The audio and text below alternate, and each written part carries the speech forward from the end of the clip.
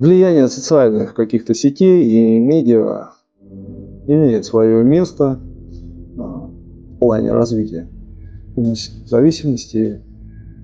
Ну, вы посмотрите просто. Любил я одно время посмотреть какие-то сериалы о работе нашей доблестной полиции, расследований и так далее.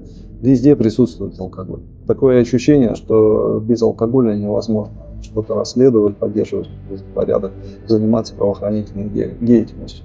Это можно все воспринимать как пропаганду.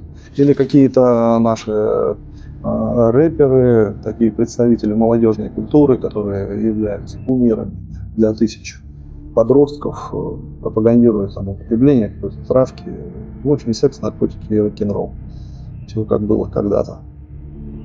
Естественно, это способствует развитию зависимости и ее популярности среди особенно подростков.